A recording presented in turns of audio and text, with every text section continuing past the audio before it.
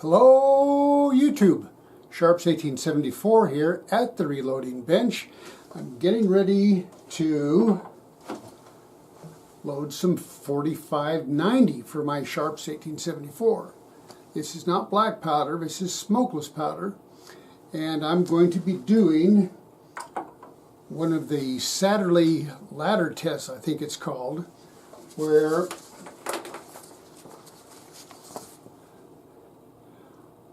I pick different weights, or a different number of grains, and go out and find out what the muzzle velocity is. But before I can do that, I've got to get everything ready. So, what I'm using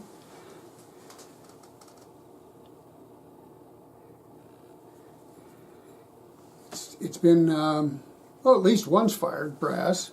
These have all been sized. They've been primed. And now I'm getting ready to charge them with powder and put the bullet in. Now, one of the things that people don't often go over on the internet is that when you're using cast bullets, as I'm going to be, here's what I'm going to be using.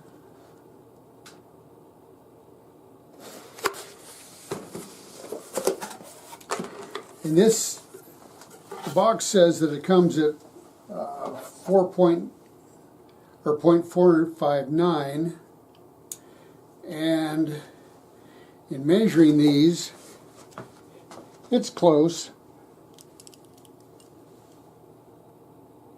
but most of these measure 460, and which is really close to 0.459.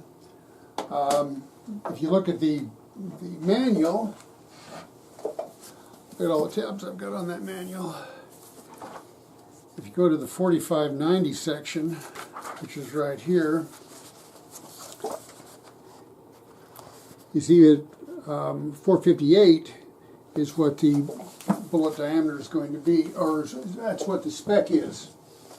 So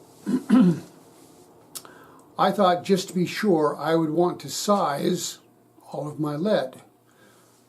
Size all your lead. Those of you who don't know what we're talking about, if you cast your own bullets, oh, and I don't have one. If you cast your own bullets, you need to size them and lubricate them.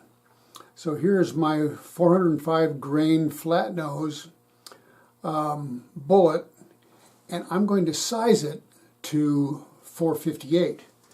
Now, the way that's done,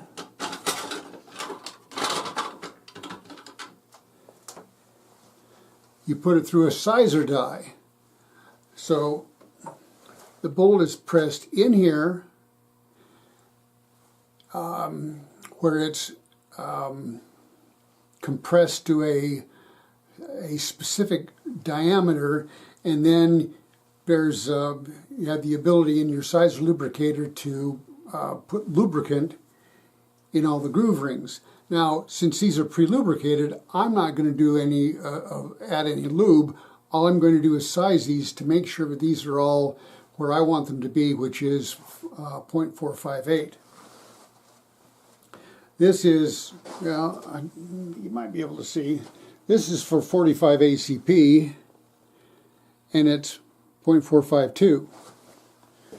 So that's going back in the shelf. In my sizer, I've got the 0.458 die, and I'm just going to run a couple of those and show you that it's extremely simple to size your cast lead bullets. Okay, here's my sizer lubricator.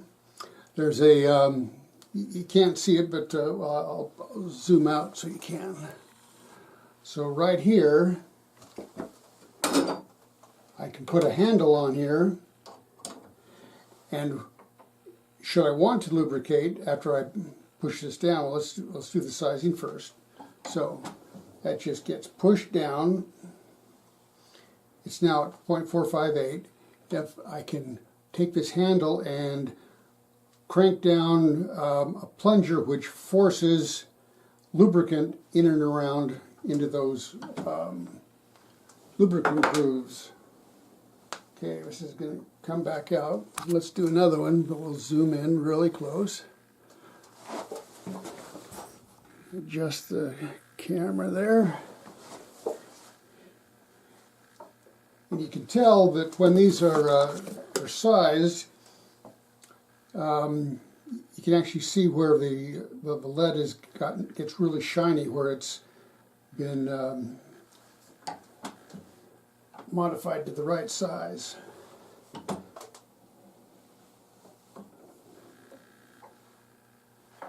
It goes quite quickly, actually. Now, if you have to add the lubricant, then of course it takes a little bit. You've got to determine exactly how much of a turn you have to put those through to get the lubricant on there. All right, so now let's take a look at this measurement. Okay, 458. Here we go. So that's exactly where I want it. Okay, so I've sized all my pre-made bullets.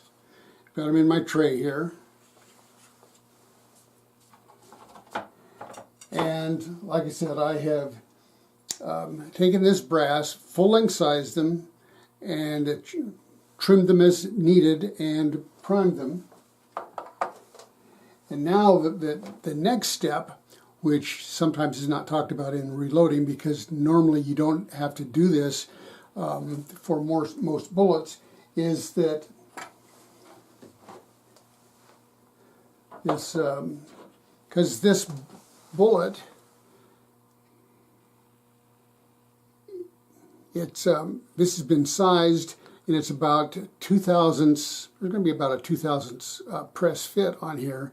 Sometimes it's really hard to line that up. So what they send you in the die set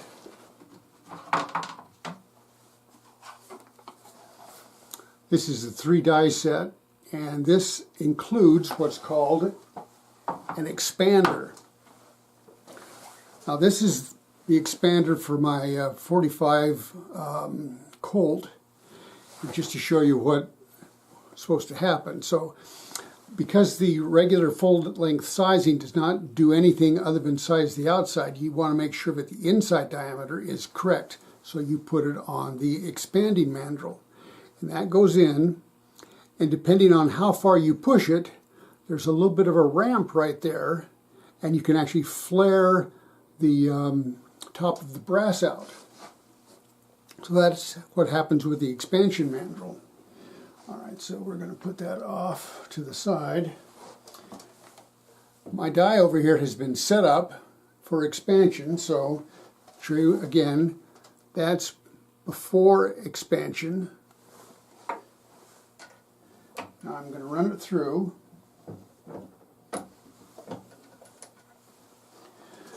And now this just starts to go in just up to the first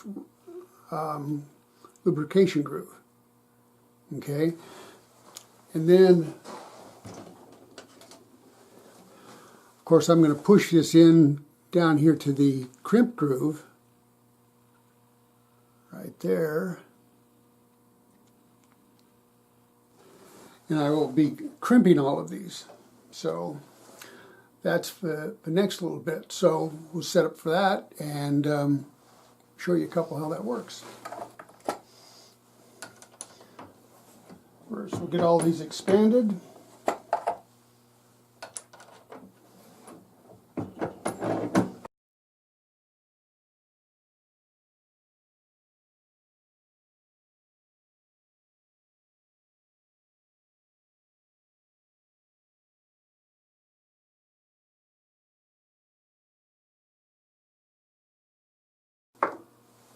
And of course, I've got another video out there someplace that talks about how to set up your die to get the right crimp for your bullets. Now let's set up for actually putting in some powder.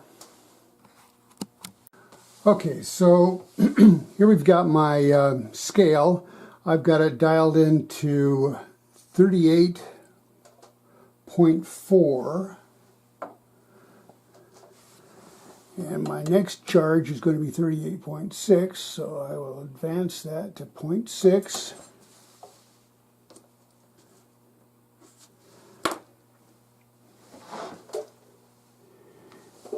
And now we will just trickle in a few grains of 5744, which works really well in a sharps.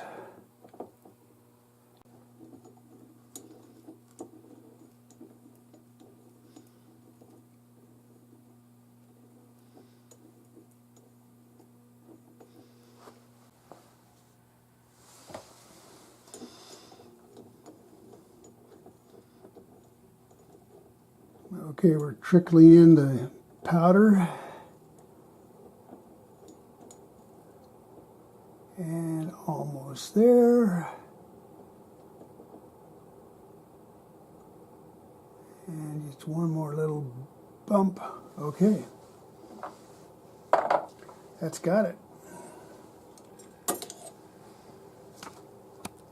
We're there. So now we can drop that into a case.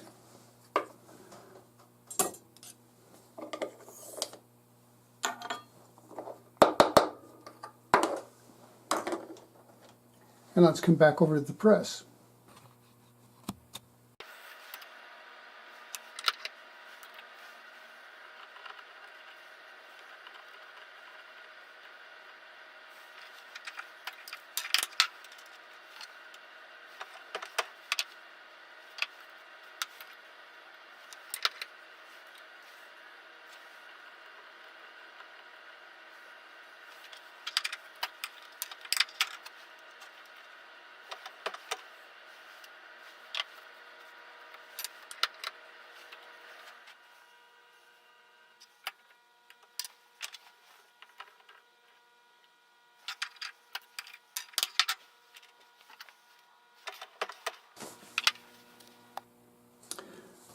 Okay, so we started at 38.0 and went down to 42.6. They're all lined up. Now I just need to have a day warmer than 28, and I'll go out and test these, see where my plateaus are for the Saturday test. And once I have that information, I'll show you what I found out. I'm Sharps 1874, reloading for my 1874. I thought you might like to know. Okay, there's a couple of things that I wanted to mention I forgot, so call this the blooper reel. So I talked about the 5744, and the reason I picked it is if you read, this is specifically designed for type of shooting that I'm going to be doing with the large capacity rounds. Now, if this was black powder, here's where you can see where the bullet comes to. So if this was black powder, you'd fill that all the way up. But because it's smokeless, I'm only going up to that mark right there. And when it's laying on its side, it's really a non issue, because this is the 5744 is a relatively fast. It's kind of in the mid range. It's like number 60. Let's see, 67. Yeah, somewhere in the 60s as far as burn rates.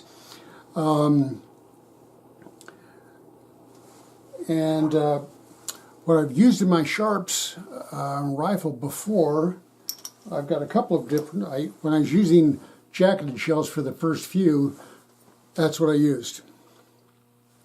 So I have a nice jacketed shell. And then I have two other ones that I have been using. This one, which I just showed you, which is this guy, which is 405 grains.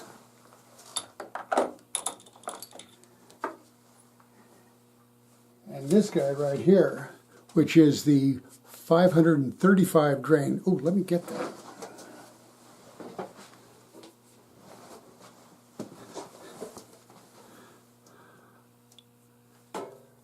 That's the 535 grain bad boy.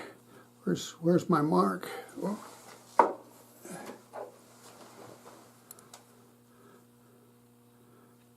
Goes into right there, about comes down about the same place.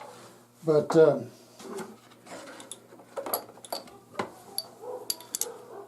both of these have a pretty good wallop. But I decided to do my load test development with this guy, the 405 grain, to see what happens. And then maybe I'll try the 535 grain just for fun. Okay, so I think that's everything I forgot. Sharp's 1874. Thought you might want to know. Again.